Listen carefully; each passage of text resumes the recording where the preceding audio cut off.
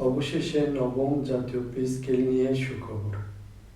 আজকে একটি তথ্য কিছুক্ষণ আগে জানতে পেরেছি, সেটা হলো আজকে IMF এর সাথে বাংলাদেশের মাননীয় অর্থমন্ত্রী মহোদয়ের একটি বৈঠক অনুষ্ঠিত হয়েছে, যেখানে আগামী জুনের আগেই IMF থেকে বাংলাদেশের যে ঋণ প্রকল্প সেটার ষষ্ঠ কিস্তি, মানে যে টাকাটা ষষ্ঠ ধাপের টাকাটা পাওয়া যাবে আগামী জুন মাসের আগে।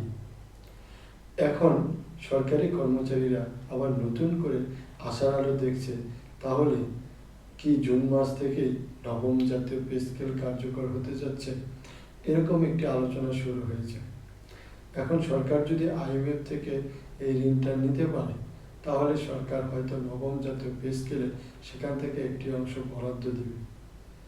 এর একটি বড় কারণ হচ্ছে ঈদ উল ফিতরের আগেই নবম জাতীয় পে স্কেলের জন্য অন্তর্বর্তীকালীন সরকারের রেখে যাওয়া প্রায় 40,000 কোটি টাকা বর্তমান সরকার সেটাকে জ্বালানি ও খাতে সহ কৃষক ঋণ মওকুফ সহ ফ্যামিলি কার্ড ভাতা এই বিষয়গুলোতে ভর্তুকি দিয়েছে।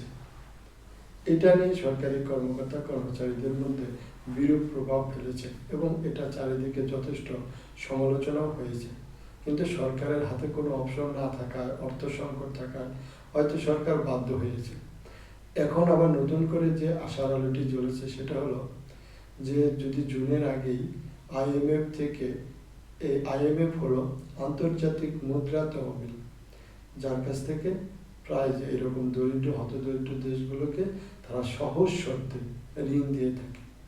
এবং বাংলাদেশ কিন্তু ইতিপূর্বে প্রত্যেকটা সরকারই এই সুবিধা গ্রহণ করেছে এবং ঋণ প্রকল্পের পঞ্চম ধাপ কিন্তু নেওয়া শেষ। বিগত সরকারগুলো নিয়েছে, এখন নতুন সরকার আসার পরে ষষ্ঠ ধাপ নেওয়ার জন্য আজকে আলোচনা শুরু হয়েছে।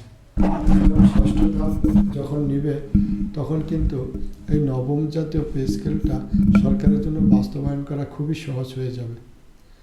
তাই সরকারকে বিনীত অনুরোধ করব, আপনারা অবশ্যই IMF থেকে ঋণ পাওয়া মাত্রই আপনারা এই নবম পে স্কেল বাস্তবায়ন করে আগামী জুন জুলাই বাজেটেই এটার গেজেট প্রকাশ এবং পূর্ণাঙ্গ বাস্তবায়ন দেখতে চাই। সকলেই ভালো থাকবেন, ধন্যবাদ।